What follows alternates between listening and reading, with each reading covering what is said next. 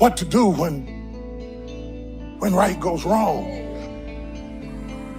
Is there any justifiable reason for my heart being broken? Is there any purpose in my pain? Can you make sense out of my sadness? Or did I just go through all of that for nothing? It's about the obstacles. It's about the challenges. It's about the pain that you endure along the way. Stand on the platform, and when that happens, your mind has to immediately shift back, because now you felt and tasted something that you can only get through winning. Are you willing to do it again? If you're willing to suffer, and I mean suffer, your brain and your body, once connected together, can do anything. You have to do the process. The process is non-negotiable. It's just, you have to do it. It's about the grind. Do you have the courage to think? Because if you can think, you can change. You can move, you can evolve, you can grow, you can become. You are one idea away. Your credit is not a problem. Your car is not a problem. Your situation is not a problem. Your thoughts are the problem. As a man thinketh in his heart, so is he. Everything starts in the thoughts you think. You are no better than the thoughts you think. If you think little, you go little. If you think weak, you go weak. What I need you to do is I need you to find a reason to keep going. And if you can find a reason to keep going, I know you're strong enough. Every human has what it takes to get past whatever they're going through if they decide to. If you want to level up your character, then you need to get out here and do it. That's the game. Go look in the mirror right now. Humble yourself. Stop sitting there with an ego. Realize you ain't shit. You need to be around brave men. You need to be paying attention. Listen to the truth. I wasn't born this way. I absolutely not really made myself this way. And any single one of you men out here can do the same thing. If you're a man, you have duty, you have honor, you have things you should be doing regardless of how you feel. I think you should get up and do what needs to be done. And to me, those are the individuals that win in life. I'm asking you, will you stay mediocre for the rest of your life?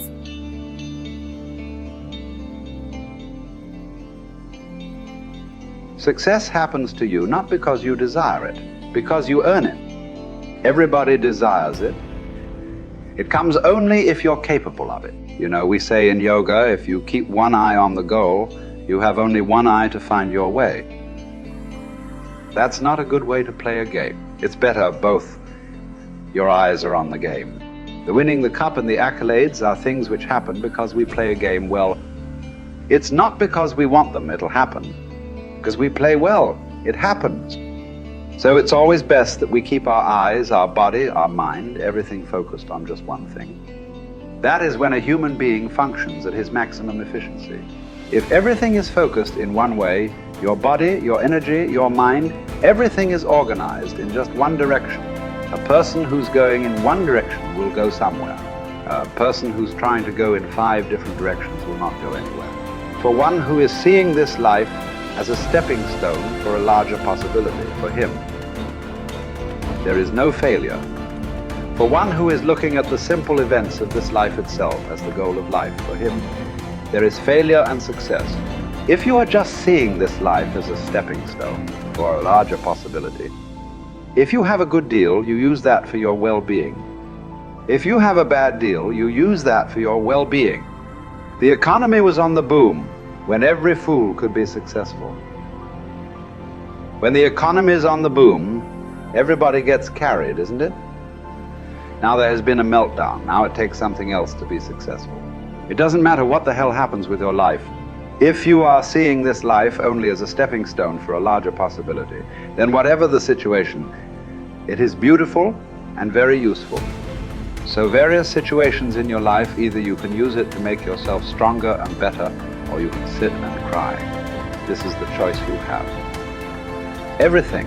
It doesn't matter what happens. The most horrific event happened in your life that also can be used for your growth and your well-being.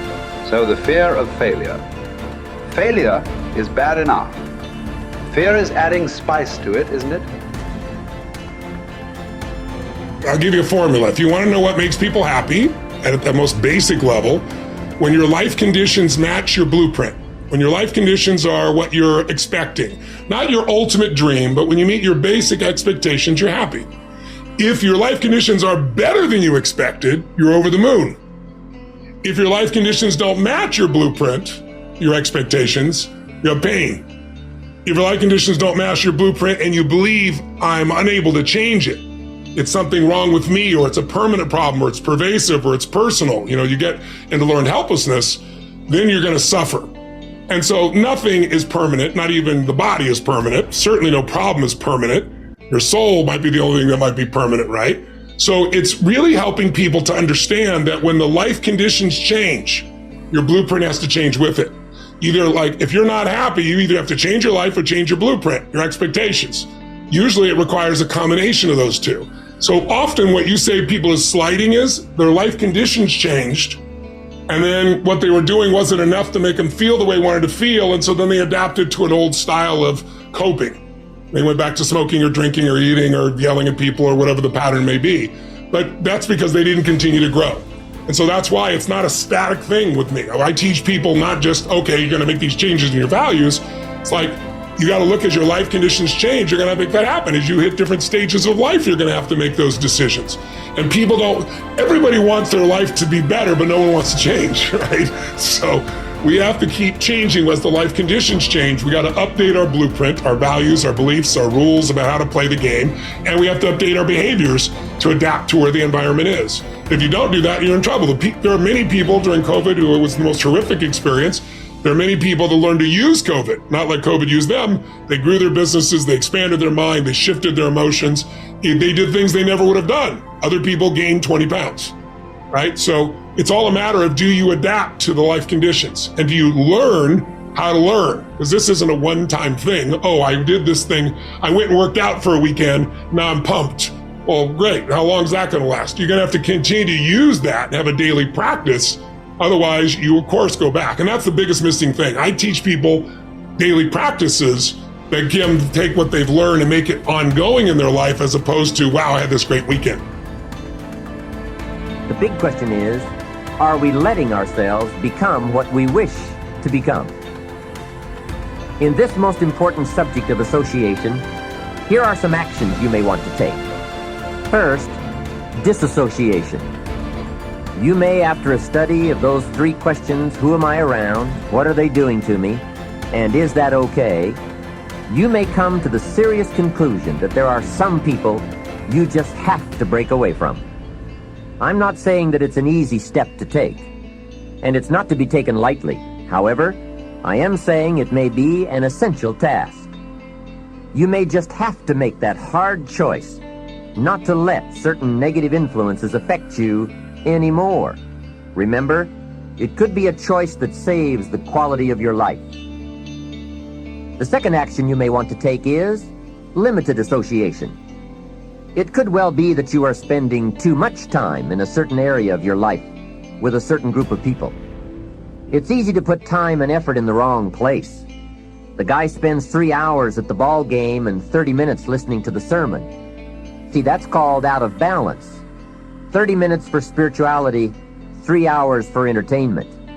That doesn't weigh well 5 years from now, 10 years from now, when you take a look at the sum total of your values in your life. Here's one of the easy ways to end up with a mediocre average life: spending major time on minor things. Sophisticated people learn to weigh everything before they spend time or money. You've got to weigh before you pay. Whether you're going to spend heavy time or light time, you've just got to weigh.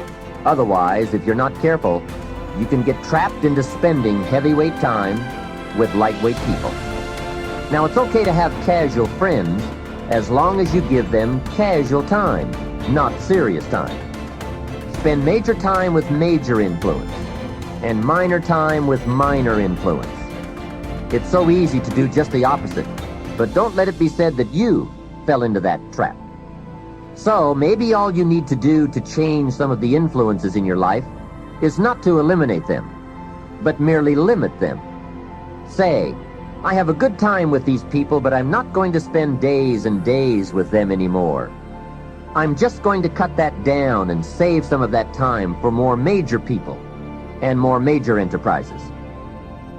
Remember, it's your life. You can spend your time with whomever you want and whenever you want. But you didn't invest in this program for me to kid you. Take a look at your priorities and your values. We have so little time at our disposal. Wouldn't it make sense to invest it wisely? If you have only $100 in your pocket, it's okay to spend 20 for fun and put 80 toward your important values and commitments. But would you be happy reversing those percentages?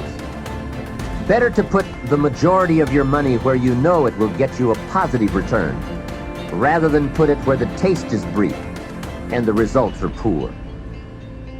Of course, you must be the judge. You must determine whether the situation and the people call for disassociation or limited association.